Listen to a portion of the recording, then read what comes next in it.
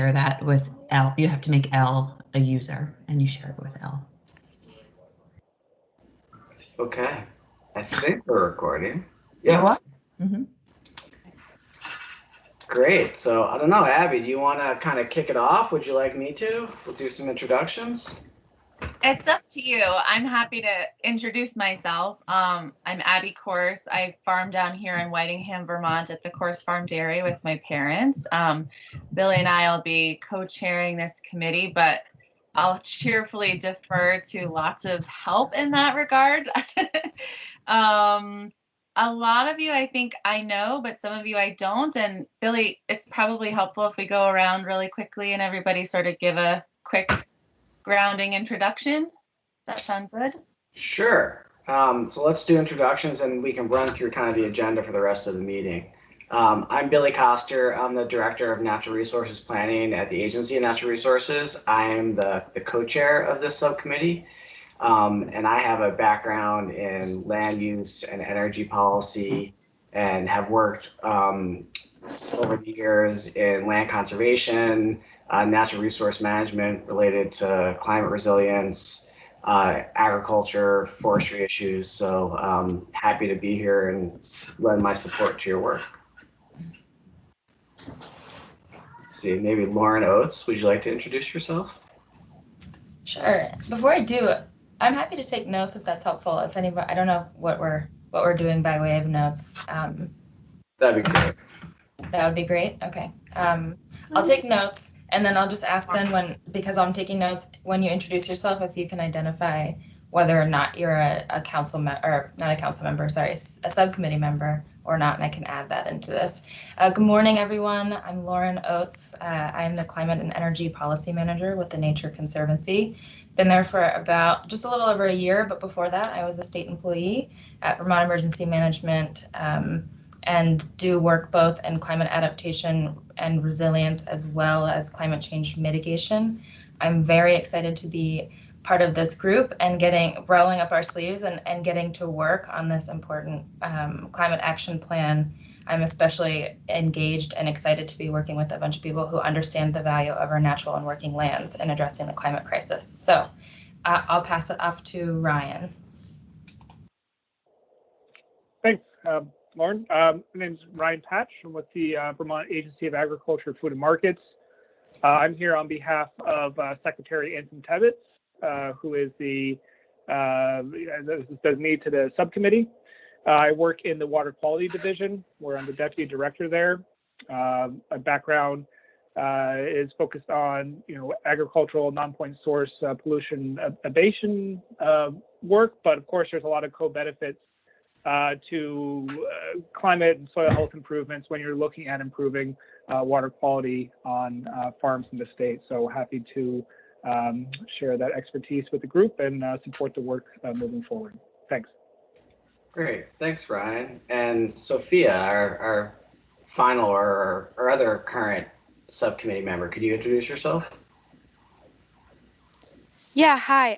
Sorry my camera's off. I have poor internet, but I'm Sophia. I'm the Climate Council Youth Representative and a member of the subcommittee.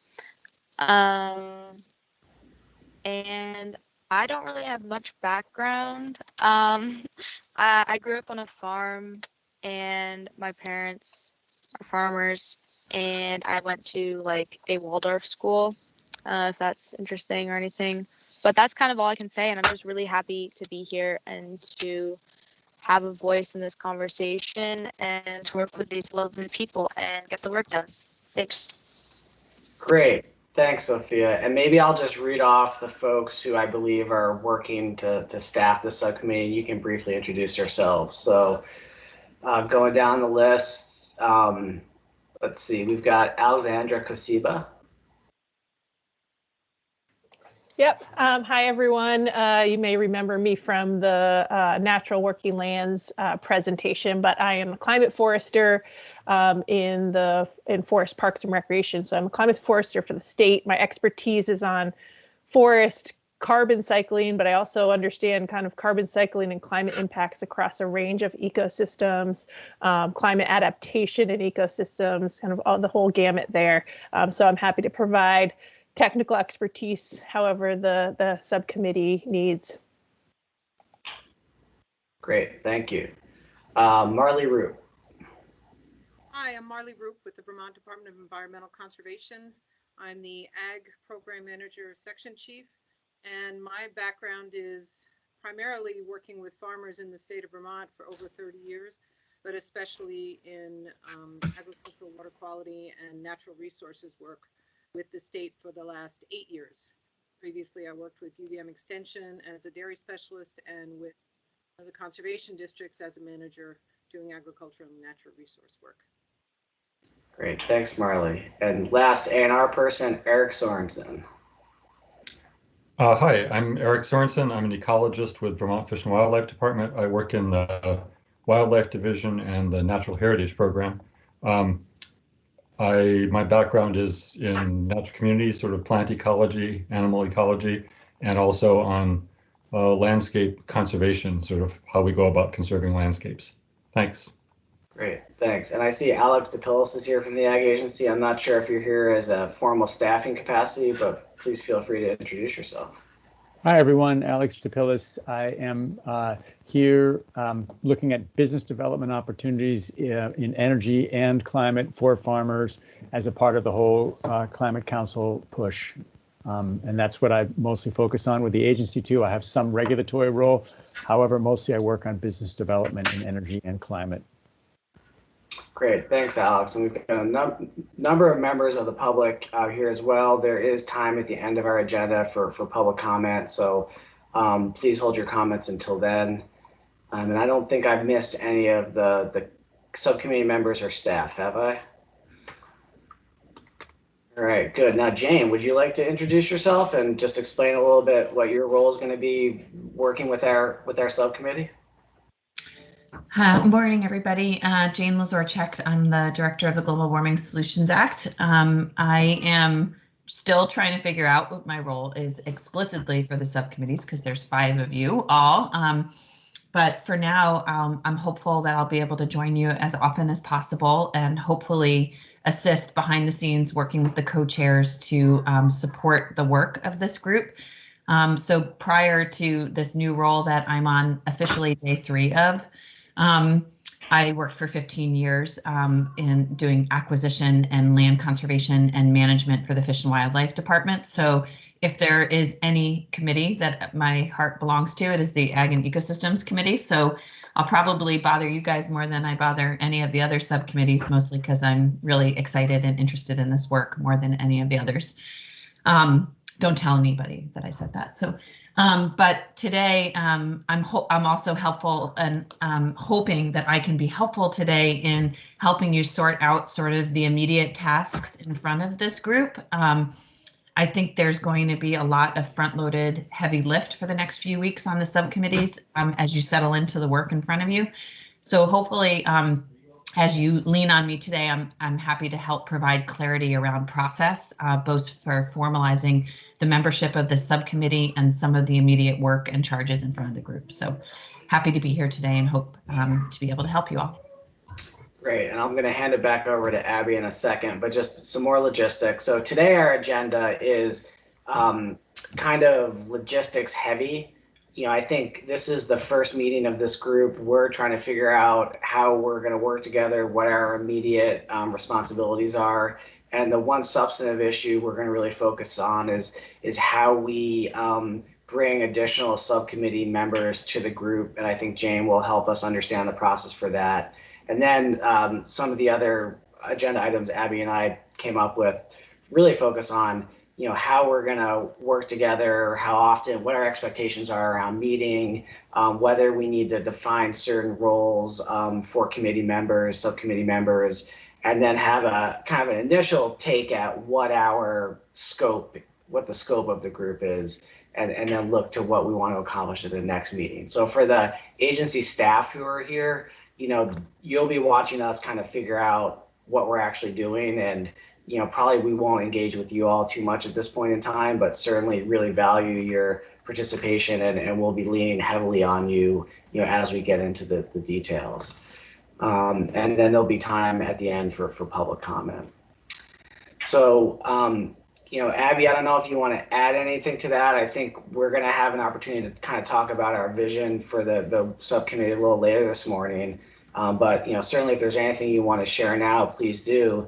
And if not, maybe then we can share it over, send it over to Jane and talk about the additional subcommittee members. No, I think in the interest of time, that sounds great. And I would love for Jane to sort of set us up for the discussion of how we're going to go about sifting through the additional subcommittee members and prioritizing, the different areas of expertise, lived experience, et cetera, how we're going to bring people in. So Jane, if you're willing to take over in that regard, that would be wonderful. Thank you. Yeah, happy to. So I think for some background for the subcommittee members, especially the designees of counselors as well as agency staff, I'll provide a little bit of context of where we're at with respect to nominations.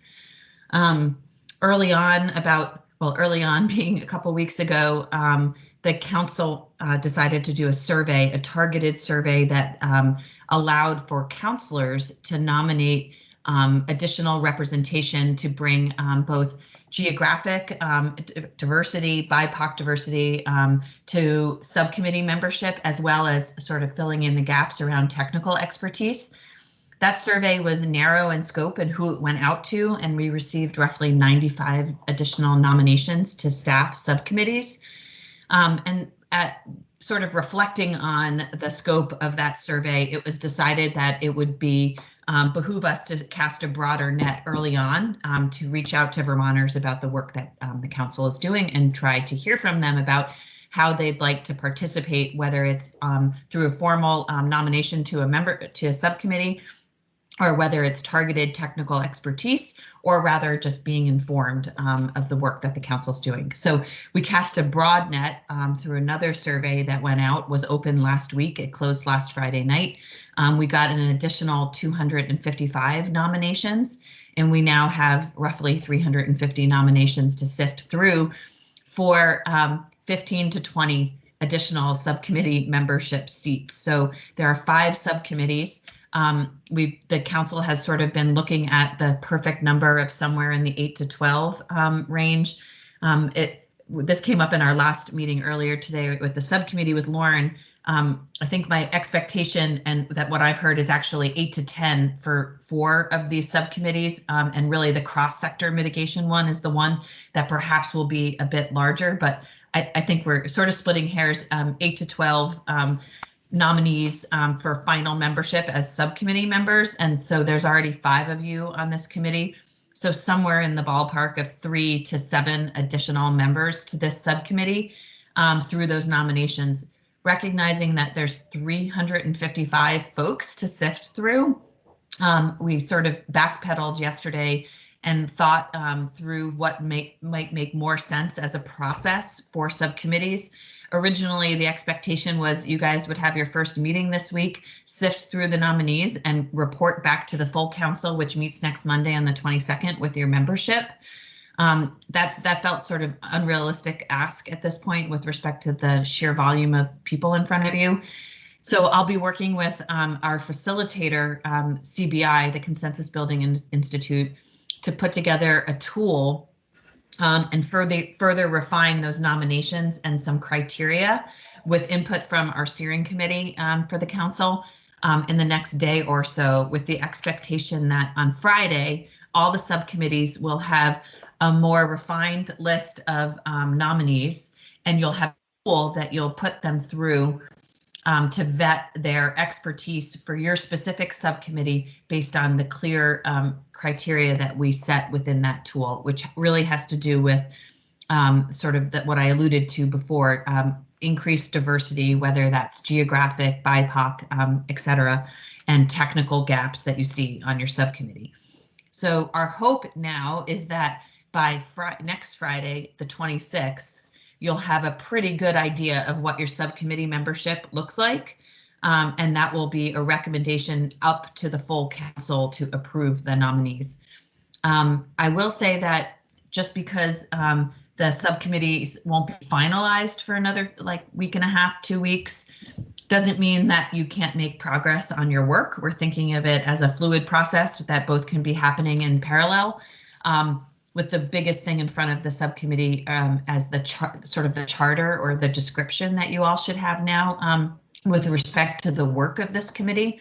And the hope is that Abby and Billy, as co-chairs of this committee, will be available at the council meeting this coming Monday to give a 10-minute update on progress work of this committee, where you see it going and how true or any changes you want to make to that description, and present the body of work that this group will consider for the next roughly 5 months until the bulk of the subcommittee work will be done by June. So I think that's most of the process at this point, but I'll pause there, and I'm sure I've missed something, and I'll look for questions, or Lauren has had a chance to hear about this too, so I may have missed something and anybody else can jump in.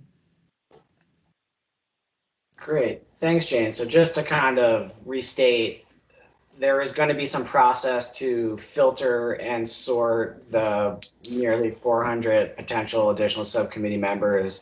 We will get some list of folks that seem most appropriate for our work. And then we will need to ultimately select, 5 to 7 additional members based on that pared down list. Yep. And so CBI will, I should have mentioned this just as you'll get back next Monday a vetted list of folks that could serve on this committee, ranked high, medium, and low. That will be just one piece of information that you can then draw on. You'll also have the full breadth of nominees in front of you. And if you want to do more due diligence around those folks, you can do that. But therefore, you'll have all these folks in a more organized fashion on Monday to review. And then the expectation is that you'll likely need to meet again next week to finalize that list and have a discussion around it. Great. Well, we'll certainly work on scheduling a meeting next week at the end of our meeting today. Any other questions folks have on what Jane just explained as far as process? I had wondered if we think it might be helpful for the existing subcommittee members to sort of identify the buckets into which we fall, to try to start the process of identifying the holes and the gaps, so that we're going into the slate with a bit of a more fleshed out idea of what we are missing. I'm not sure if that exists somewhere already or if that's something that we can put in place, but it occurred to me that that might be helpful in facilitating that process. Is that something you're thinking we would do kind of as part of this meeting, or No, I think in the background? I'm not sure whether it would be something that each of us sort of sent to Jane and you and I, and we sort of, put all of those together to try to build out a more complete picture. Or I guess I'm not entirely sure how the mechanics of it would work, but I certainly know that we all hold multiple identities. And so I think it's, obviously there's a lot of people to narrow it down in and very few to choose, the capability to pick very few. So I think it would be helpful for all of us to go into this sort of self-identifying where we think that we can hold expertise or lived experience that's relevant to the committee, and then where we sort of see the need to build that out more for the committee membership. Would this be in service of trying to give CBI perhaps our respective high, medium, and low needs that we see for additional membership on the committee? I think that's sort of what I'm thinking, is that it would help us prioritize our thinking, as opposed to, maybe doing it by the names that we recognize and things like that. If we had a little bit more of a sense of, these are the real glaring holes in our membership, I think that would be helpful information. Yeah, so I have expected that the criteria that get put forward on the nominees are broad, that they are applicable, that they inform all 5 subcommittees, that they won't be criteria specific to each of the 5 subcommittees. So just as a point, I also do recognize, though, that what you're suggesting is is really important work because, you know, like an example for cross-sector mitigation, I think it's very clear that there's no transportation expert yet within the council or within that subcommittee. So they know that's like, and that's a big gap that they need to go out and find someone to serve on with respect to the nominees.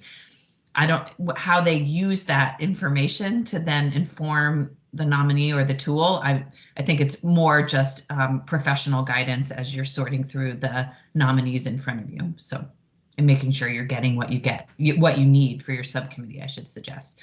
And I will say the first subcommittee meeting last night, that was a theme that they focused on, was sort of a round robin about expertise that they brought to the subcommittee with respect to the charge in front of the subcommittee to start to get a sense of what the current counselors bring as expertise, as well as I would encourage the agency staff to suggest that as well. So we're gonna go over that kind of initial scope of our work a little bit later, and maybe it makes sense once we've had that conversation, there's a little bit more clarity around what our focus is, that subcommittee members and agency staff support could maybe email Abby and I, you know, just a quick paragraph about where they see their expertise fitting into that charge. You know, if that makes sense to everyone, and then we'll have that information going into the next meeting. Is that kind of what you were thinking, Abby? Yeah, and I guess I want us to be viewing expertise in a broad lens. You know, this work applies to a broad range of people in the state. And I think that, you know, often, for example, the thing that always comes to my mind is I'm always asked to show up as a working farmer, but my lived experience embodies that of being a mother and a partner and the wife of a small business owner and all of these different things. And I think in terms of really getting an idea of what people are bringing to the table so that we can build out, particularly if you're thinking through an equity lens, you know, do we have anybody that has experienced financial insecurity? For example, I have. So, you know, things like that, that really do matter how we're informing the ways that our policies are being thought about moving forward. And so I think it would be a good exercise for us to each sort of dive into that and add that component to how we do this work. Okay. I like that. So other subcommittee members, this all makes sense? You okay with kind of providing a broad representation of your experience and kind of relevant background to the charge to Abby and I, so that we can try to organize that a little bit to see what the gaps are before we meet next time? All right. And if people are not comfortable, you know, I'm not asking you to completely lay your life bare, right? Like, please do this within your own comfort and ability to share. But it did occur to me that that is sometimes helpful to bring a broader view. Just jumping in to say I really like that idea. I do wonder if it's possible that that full list be sent around to all 5 of us so that we can understand what we consider to be the existing gaps and needs. So it's just shared with us as we're going through what Jane identified as the prioritization that's likely going to happen at an individual scale, likely over the weekend. That would be helpful for me to see that too. Sure. And Jane, jump in here. I think that, you know, we can certainly, this is where we get into the kind of open meeting law stuff, but I'm fairly certain we can provide information to the full group as long as it's not then kind of discussed back and forth via email. So as long as it's kind of a one-way thing and we're just presenting it to you, I believe that's okay. So certainly we can share it with you once we get it. Okay, excellent. Let's see here. And certainly if folks, you know, have questions about, you know, how to be responsive, you know, and what we're looking for, feel free to reach out to Abby and I. But I think it's just to get a general sense of what kind of firepower we already have available to us. Let's see. Essentially, I'm feeling massively daunted by the task of trying to piece this all together. And so I just had the thought that maybe we have a lot more at the table than we already realize, and I would love to see what that looks like. So do we want to move on to roles and responsibilities, Billy? Sure.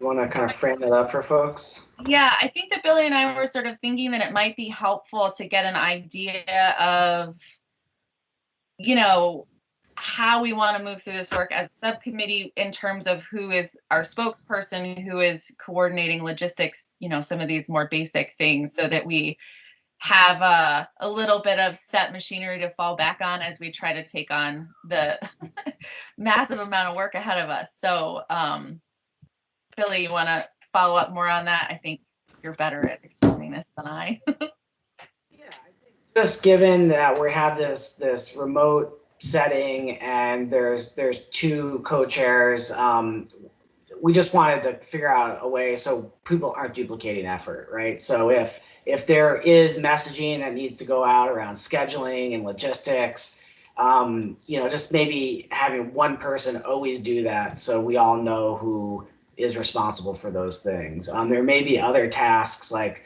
reporting back to the full council or you know, other things that we may want to assign roles to, and thought we just kind of put it back to you all who work in these sorts of professional settings to see if that resonated and whether it made sense now to make some of those assignments.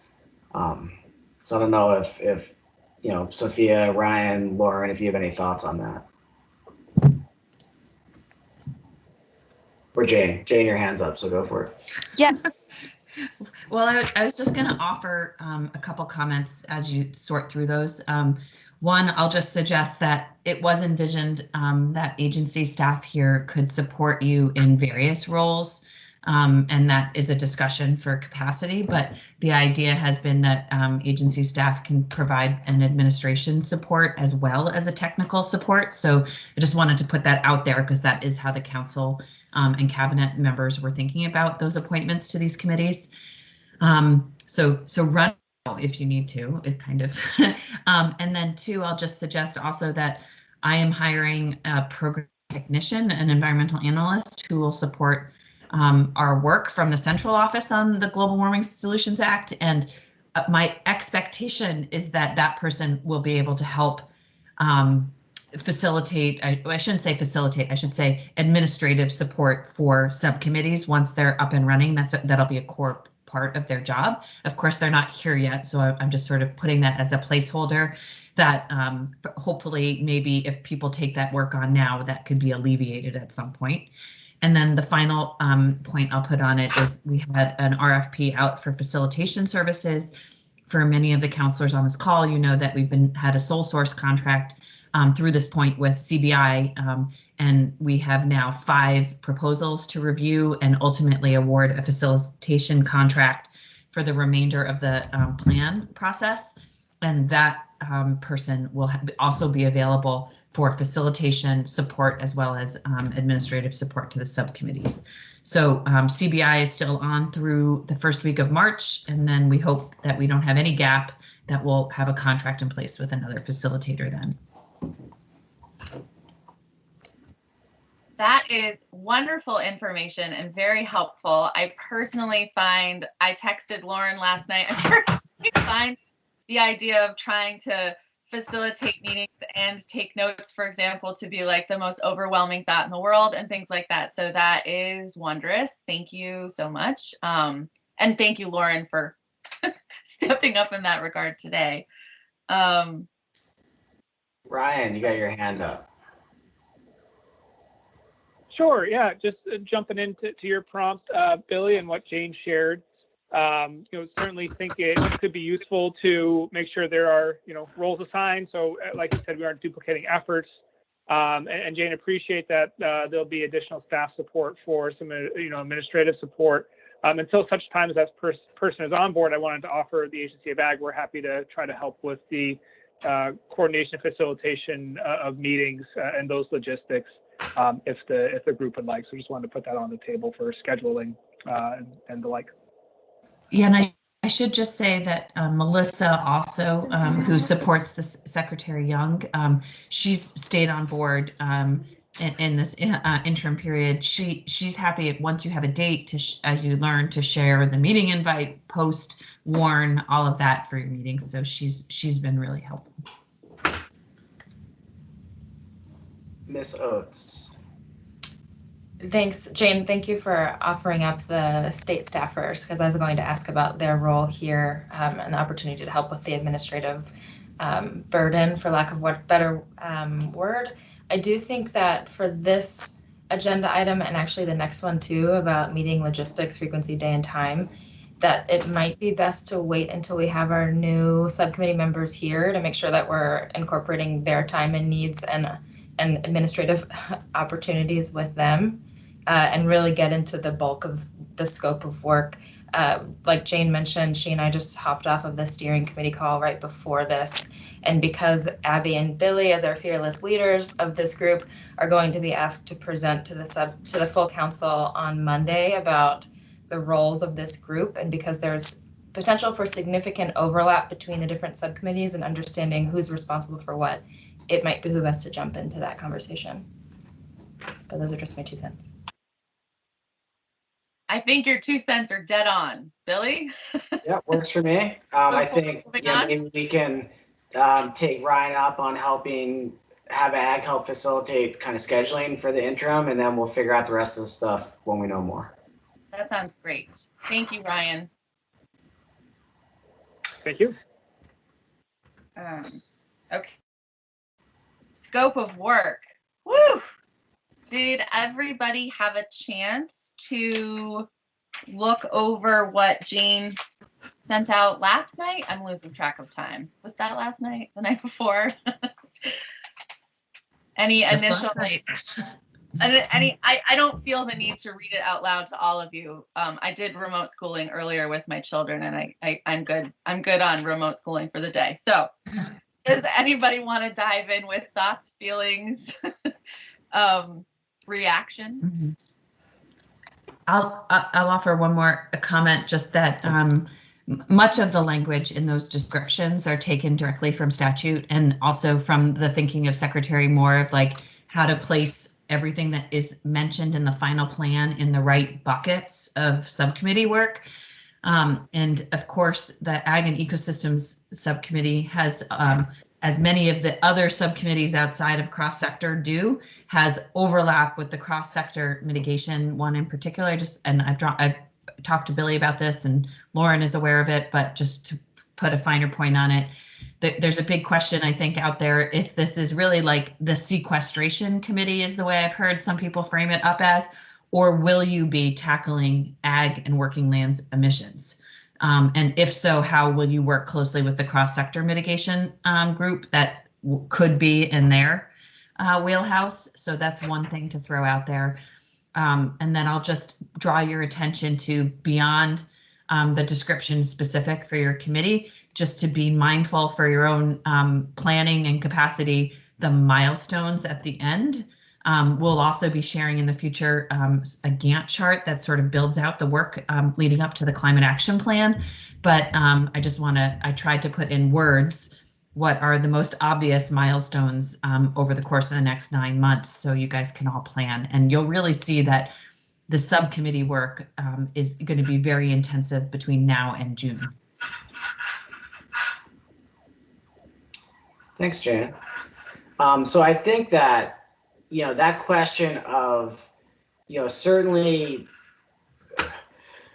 I think we're obviously going to focus on sequestration from working in natural lands, to perhaps a lesser extent, co-benefits and ecological and economic resilience of those efforts. But the big question is, do we also deal with the mitigation of emissions coming from the ag sector? And I think that it certainly fits within the scope of this subcommittee. I could see arguments why it would be better nested in the cross-sector mitigation group. So it would be great to hear from Abby, Ryan, Lauren, Sophia about their thoughts on that question, because I think that's the main question to us around scope at this point. Lauren. I have a lot of thoughts, and I'll try not to take too much of the mic time, and I'll try to do it in a bulleted approach. I'm going to push back really heavily on us being couched as the sequestration group. I do think that that uniquely does reside within our scope, but I think our scope covers much more than that. You'll notice that I'm here as my role on the council, the seat that I fill as a subject matter expert in resilience to natural hazards. And the reason I self-identified ag and ecosystems as my top priority and rural resilience and adaptation as my second is I strongly believe that natural hazard resilience lies within this subcommittee scope. If the top two hazards in the state of Vermont are flooding and fluvial erosion, irrespectively, actually, fluvial erosion is our top. I'm a strong believer that the way that we handle our land use planning, how we approach river corridor protections, to include and incorporate our farming practices and water quality, that all of that work resides here. The link that you sent around, or the document rather, Jane, yesterday, which is also pulled from the process roadmap and some of which from the statute itself, and identifies nature-based solutions, obviously the joint mitigation and adaptation efforts that Ali Kasiba is on the call, who also mentioned in her presentation to the council, ecosystem and community resilience. So I will be a strong advocate that this group is not just a sequestration and storage group, and that we have a lot of work to do with land use planning and adaptation measures as well.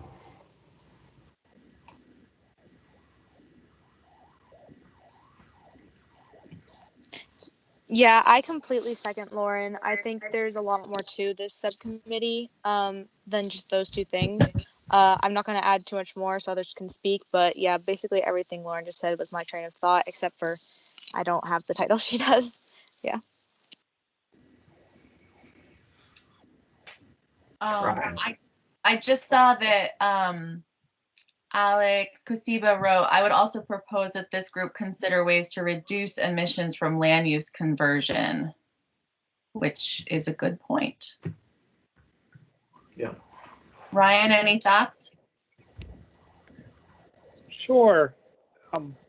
With regards to one of the questions on the table, absolutely agree that we're going to need close coordination with the cross-sector committee. I was hoping that we'd be able to perhaps tackle the question of emissions and mitigation in the agricultural sector within the confines of a group that is going to have those specific subject matter experts, both as part of membership and staff supporting the work of the process, and perhaps being able to elevate or share some top recommendations to the cross-sector committee could be a good way to make sure those opportunities and options are included in the cross-sector mitigation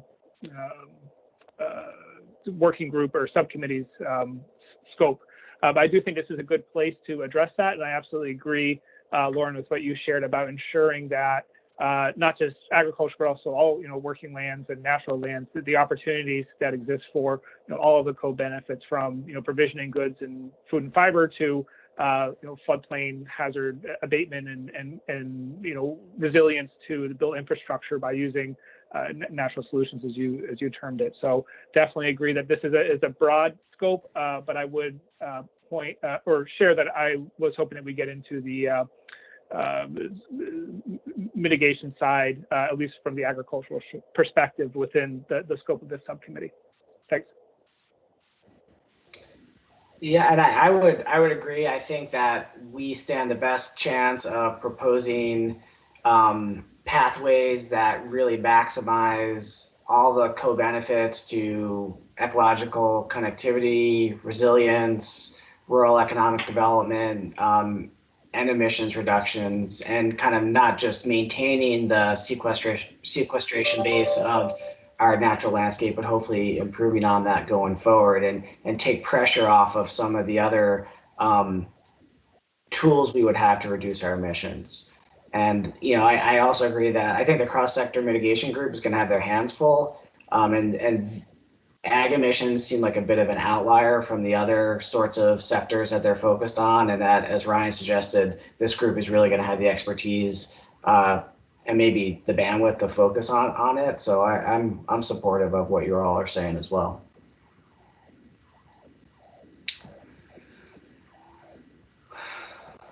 I would concur. Go ahead, Abby. I'm sorry. I don't feel the need to repeat anything that I feel like you all have covered it well, but I concur as well that I'll say it, some, lived experience also is within this committee as to how the full scope of the capability of agricultural and working lands can both sequester and mitigate. So I think you're right. Cross sector, it sounds like, has a lot on their plate, and certainly seems like something that we can take on. And I do like the idea of, none of this is happening in a vacuum, right? So I think that there is a lot of, particularly with cross-sector and rural resilience, there is going to be a lot of crossover and the need for conversations between these committees, because it doesn't happen in a vacuum. And certainly the relevant expertise here is going to need to be fed into those thought processes as well. Great. Lauren. Yeah, I was just seconding what Abby said, actually, that we shouldn't necessarily consider our work to be entirely siloed. It is helpful to understand whose larger domain resides within each respective subcommittee, but I do agree that I think the ag-based emissions should be first covered in this subcommittee and potentially just conveyed over to cross-sector mitigation for their consideration. Like, we recommend proposed actions or strategies to them to consider to incorporate into their larger planning process. And similarly, there would need to be, as another example, cross-sector mitigation is going to be responsible for renewable energy discussions and conversations. And I would hope that they would in turn reach back out to us to understand where we would want to make sure that renewable energy was cited appropriately, as we're, again, like I'd say, the group that should be really considering land use planning, and citing of renewable energy will be incredibly important in our conversations here. Could not agree more. Anybody else? The only other thing I want to add, so I think Jane, the kind of scope that was in the document that you sent around, the kind of 4 points, is pretty consistent with what we're discussing. It does include initiatives for mitigation related to ag and forestry sectors. So I guess I would only maybe offer a couple slight tweaks to that. I think in that number 4, we might want to also include land conversion, as Ali suggested, because that's something where that's an emerging sector of emissions. And then in number 3, that reads, identify the co-benefits of strategies, blah blah blah, related to economic resilience and sustainability. I would just suggest we add to economic ecological resilience and sustainability, because I think those are both pretty important and connected goals. And then the last thing I heard is whether we want to add an additional line recognizing that we advise other subcommittees on kind of land use implications of their work, including the study of energy generation. I think that's a great idea to add that.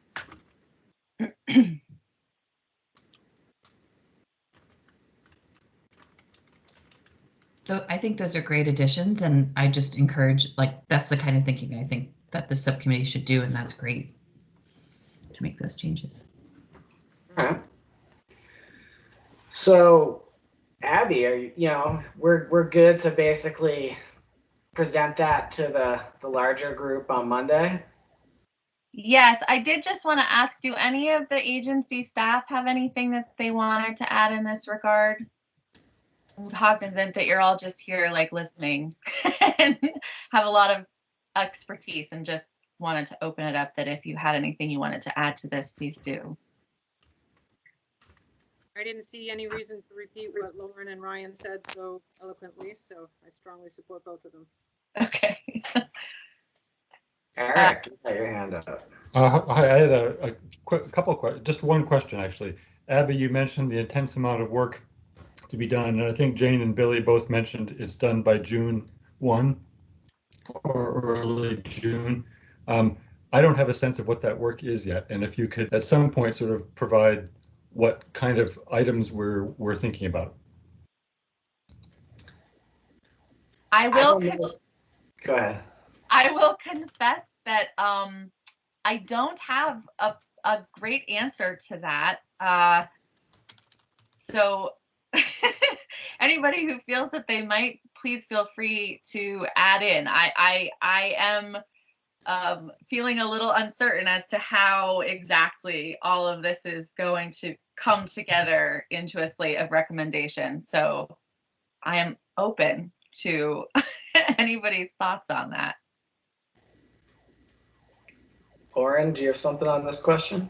Yeah, and Jane, fill in any gaps that I might miss, but we did have a conversation about this at the steering committee meeting, that the need potentially at the Monday meeting of the full council to have a conversation around clear expectations for what is going to be incorporated into the climate action plan, to include specificity of actions and strategies and also scope and scale of them.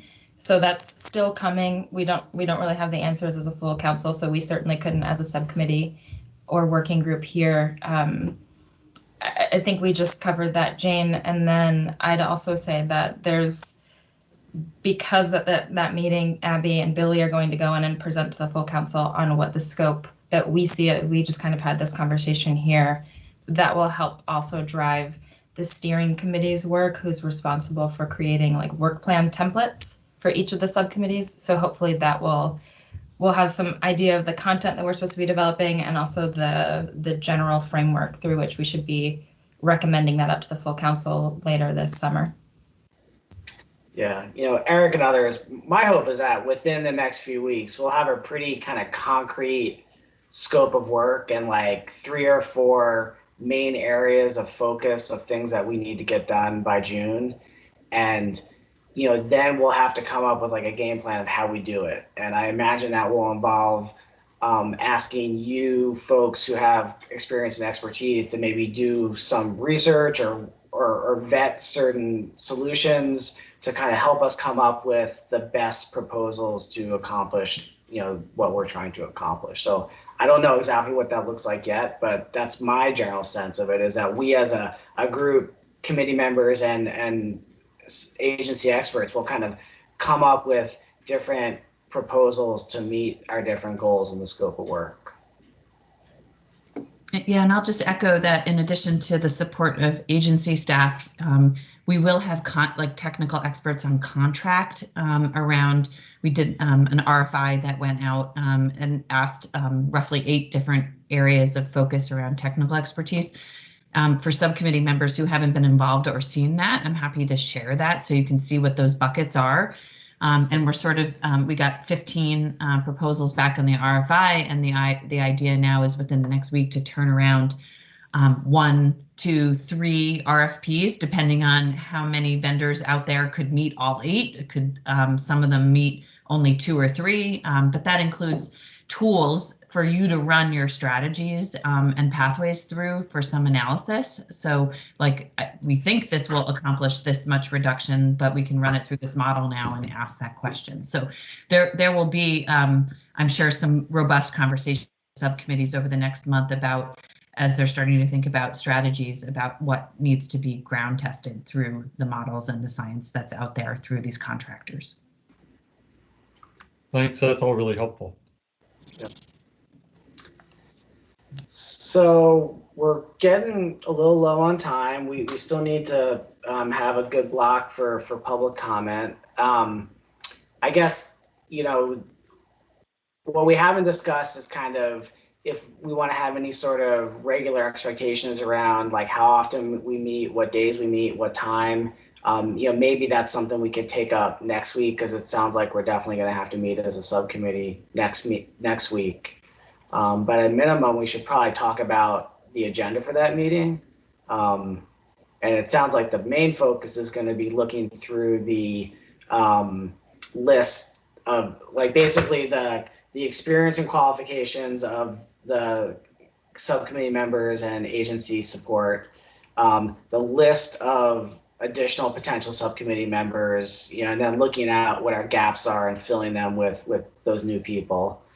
So that's one big agenda bucket. And then the other will probably be to debrief from the Climate Council meeting Monday, where we're presenting our scope of work and whatever feedback we get from the council on that, and really kind of seeing if we can run with it from that point forward. That's kind of what I'm thinking we want to nail down next time, but certainly would welcome other folks' input on that.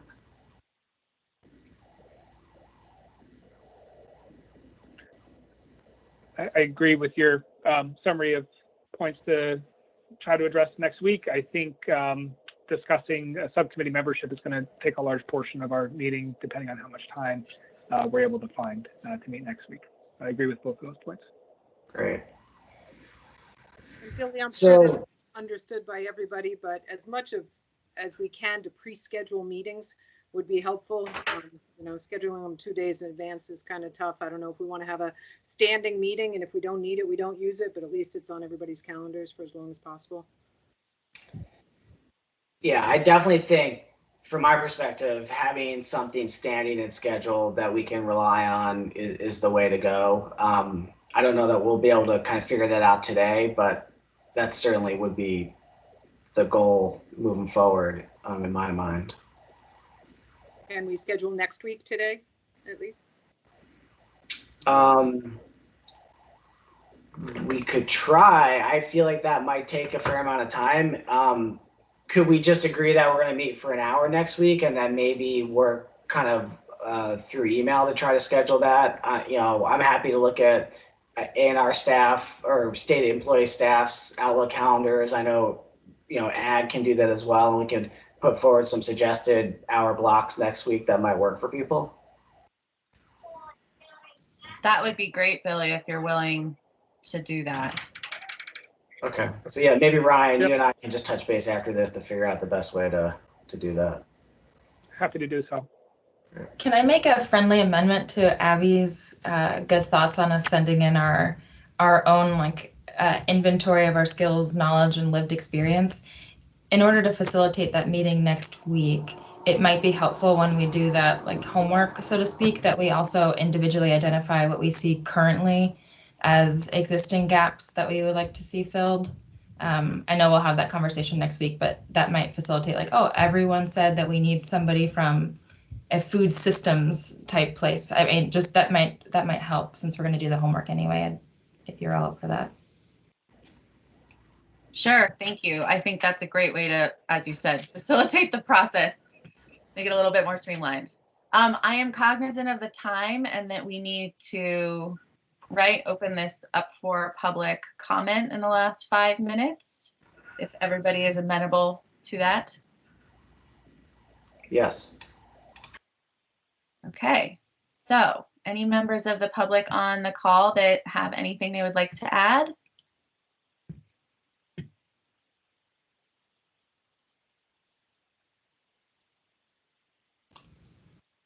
Looks like Steve Crowley has his hand raised. Oh, thank you. Steve, go ahead. Hi, thanks. I just, as a brief introduction, I am the energy chair for the Vermont chapter of the Sierra Club, and as it happens, for the last several years, I've been chairing a national Sierra Club team looking at climate adaptation and resilience. And we've looked at, a lot of issues of, impacts and what people can expect over the next 10, 20, 30 years. And one of the things that I think that the work of this committee, the subcommittee, is really, really important. And you've covered a lot of it, but there's one piece that I think is worth emphasizing and suggesting that you consider looking at. And it happens to be what I think is our biggest threat in Vermont with regard to climate change. and that is food security. When you look at where our food comes from right now, most of it is imported, obviously, and less, which is a great thing, but still we get a lot of our food from places that are drying up, and that's just going to keep happening. It's going to continue. It's going to get worse. So people project that we'll have 20% less food growing over the next few decades, and food prices go up by 50% or more. So to me, what that means is that the agriculture picture for Vermont is not just about sustaining farmers, it's about sustaining all of us. And when you look at what happened with what is happening with COVID and food security, we see that we have a very fragile food security situation in Vermont. So to me, how we treat agricultural land and how we treat improving the soils so that we can grow more of our food here is absolutely important. And you think about it at the same time that we're going to have, I think it's fair to say we're going to have some population pressure of immigration. And so what does that say about that potential agricultural land? And so that sort of adds up to my biggest concern, and I hope that you'll consider it as part of your domain as well. Thanks. Steve, thank you so much for that very thoughtful comment. That is something that factors very heavily on my mind, the brittleness of our food systems, food sovereignty, food security, and the pressures of climate migration and the ways that we think about planning our land use moving forward to secure the resilience of our people and our food system. So at least for me, that is very top of mind. And I think I can speak for most of the subcommittee members already that it is, and that certainly that's something that's factoring into my thinking in terms of who we decide to bring on to the subcommittee structure. So deep appreciation for your comment. Thank you. Was there anyone else? Eric Sorensen, your hand is still up. Is that from earlier or is that a current hand? It is, sorry. My hand's No down. worries. No worries. Were there any other comments?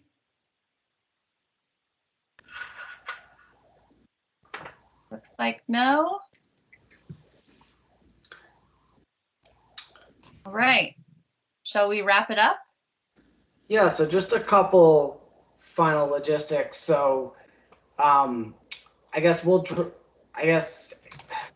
Abby, if you don't mind, Sophia asked if you would just put in the chat kind of the specific assignment as far as what we're supposed to tell about our experience, lived experience, etc. So maybe if you wouldn't mind writing that up and dropping it in the chat.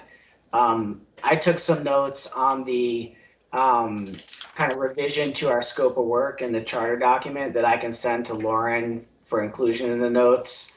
And then, I'll talk with Ryan and we'll figure out the best way to reach out to the group for scheduling next week. Does that sound good to everyone? Does it work for everyone if I write? It does. Does it work for everyone if I write that up and send it out in an email to the full agency staff and committee? Works for me. Sure. Okay, great. I will plan to do that after we adjourn. Great. And then once we're done, Jane, if you're still on, if you can tell me how I send this recording to who I need to send it to, I'd appreciate that. I think Jane hopped off, but when we chat, I can help you send that. Okay, super. Thanks. And I'll send around the notes once I get the updated info from Billy and can kind of make them nicer. All right. Thank you so much for taking notes, Lauren. Thank you everybody so much for coming today. And I'm really looking forward to the work that albeit daunting work we have ahead of us, but I'm really looking forward to doing it in community with all of you. It seems like we have some really great minds and voices around the table, and I look forward to moving forward with this. If there's no further commentary or business, shall we say adieu for today? Sounds good. Thanks. I hope Good to me. I hope Thanks. everybody has a chance to enjoy the sunshine. Bye, everybody. Thank you. Thanks. I'll stop recording, and Ryan, if maybe we can just stick on here for a quick second. Sure.